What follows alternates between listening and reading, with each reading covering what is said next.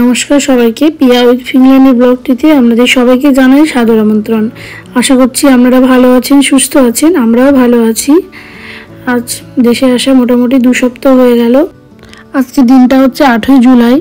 তো আমরা আজকে যাচ্ছি শ্বশুরবাড়ি, মানে আমার শ্বশুরবাড়ি রায়গঞ্জ। তো হাজব্যান্ড গেছিল এর আগে, মানে বাড়ি থেকে এখানে আসার পরে আবার বাড়ি গিয়ে ঘুরে এসেছে, কারণ এবার তো এই বাড়িতে এত কাজ ছিল যে আমি যেতেই পারিনি এখনো পর্যন্ত। তো যাই হোক, আজকে যাওয়া হচ্ছে। তো ওখানে গিয়ে আবার অনেক রকম অনুষ্ঠান আছে। এই 1 মাসের জন্য আসা, আর প্রত্যেকটা বাড়িতেই অনেক অনুষ্ঠান থাকে। যাই হোক, ট্রেনও চলে এসেছে। আর আজকে এত গরম পড়েছে কি বলবো, ভীষণ গরম আজকে। বাড়িতে আসার ভিডিওগুলো আর করতে পারিনি, কারণ ঢুকেছি মোটামুটি সন্ধ্যেবেলা, আর ভীষণ টায়ার্ড ছিলাম, আর এত গরমে না ভিডিও করার কথা ভুলেই গেছি। তো এই ভিডিওটা হচ্ছে যেদিনকে আসলাম তার একদিন পরের ভিডিও, মানে 10ই জুলাই। সেদিনকে বাড়িতে একটা সত্যনারায়ণ পুজো রাখা হয়েছিল, কারণ আমরা আসার উপলক্ষে এই পুজোটা রাখা হয়েছে। আর সত্যনারায়ণ পুজো মানেই বুঝতেই পারছেন, প্রচুর জিনিস জোগাড় করতে হয়। আর এই ভালোও লাগে, আমার এই পুজোর জোগাড় করতে ভীষণই ভালো লাগে, পুজো পার্বণ করতেও খুব ভালো লাগে। তাই এগুলো আমি খুব আনন্দ করেই করি, ভালোবেসে করি। ঘুম থেকে সকাল সকাল উঠে স্নান টান করে পুজোর জোগাড় করতে বসেছি। মোটামুটি 1 বছর পর মনে হয় সত্যনারায়ণ পুজো মানে দেব। সব জোগাড়পত্র রেডি। আর কত ফুল দেখছেন, 2-1টা ফুল ছাড়া সব ফুলই আমাদের গাছের। শ্বশুরবাড়িতে আমাদের অনেক গাছ আছে ফুলের, আর এই গরমের সময় তো ফুলে ভর্তি থাকে। যে ঠাকুরের পায়ে জবা ফুল দিয়েছি সব বাড়ির ফুল, শুধু পদ্ম ফুলটা বাদ দিয়ে, পদ্ম ফুল আর গাঁদা ফুলটা। আর আজকে এত গরম পড়েছে কি বলবো, খুব গরম পড়েছে। আমি একটা বেশ ভালো শাড়ি পরেছিলাম পুজো উপলক্ষে, কিন্তু এই গরমের মধ্যে সেই শাড়ি আর পরে থাকতে পারলাম না। তার জন্য সেই শাড়ি ছেড়ে আবার শাশুড়ি মায়ের একটা ছাপা শাড়ি পরেছি। শাড়িটা পরে কি আরাম, কি ভালো লাগছে শাড়িটা পরে, কি বলবো, খুব আরাম লাগছে। পুরোহিত মশাই চলে এসেছেন, পুজোতে বসে গেছেন। মানে পুজো করতে তো অনেকটা সময় লাগে।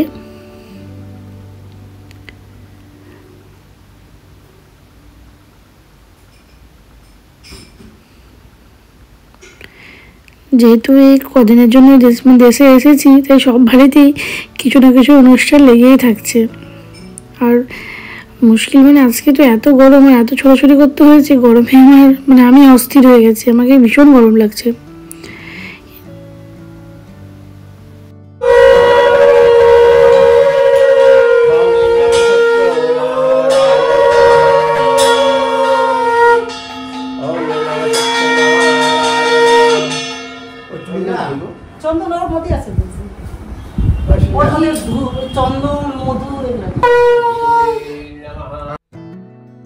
ঠাকুর ঘরটা বেশ বড়, ওই জন্য ঠাকুর ঘরে একটা বেডও আছে।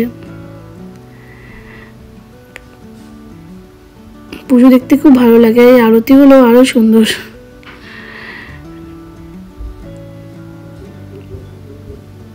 সবাই এখন পুষ্পাঞ্জলি দিচ্ছি, আর কিছু জনকে নিমন্ত্রণও করা হয়েছে, তাই সবাই আস্তে আস্তে আসতেও শুরু করেছে। তো এখন আমাদের যজ্ঞ শুরু হবে, তার জন্য সেই যজ্ঞের পাত্র শুদ্ধিকরণ চলছে।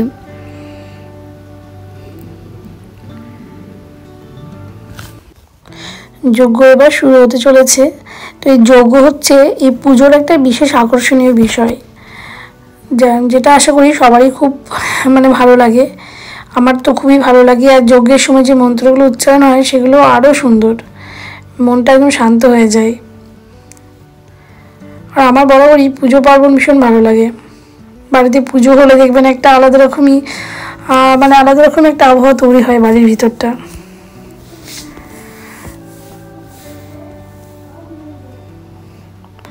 অনেকদিন পর একসাথেই হবে একটা পুজো, কি যে ভালো লাগছে। চলুন, মোটামুটি আমাদের এই যজ্ঞ করেই পুজো মোটামুটি শেষের দিকে।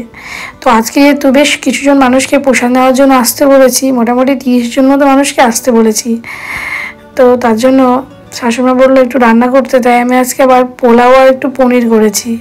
তো এতজনের পোলাও করাটা বেশ আমার কাছে কঠিন ছিল, ভেবেছিলাম হয়তো ভালো হবে না, গলে টলে যাবে। তো যাই হোক, খুব ভালো হয়েছে।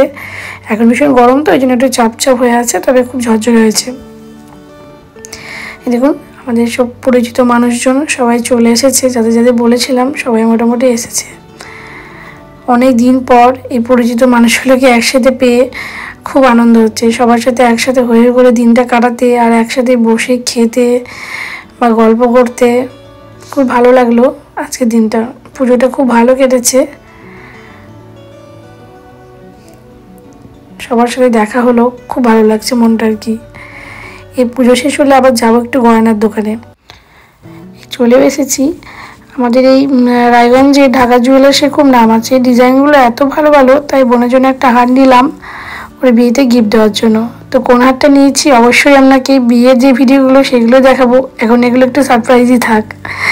তো যাই হোক, আজকের ভিডিওটা এখানে শেষ করছি, দেখা হবে আর একটা নতুন ভিডিও নিয়ে। নমস্কার, সবাই ভালো থাকবেন।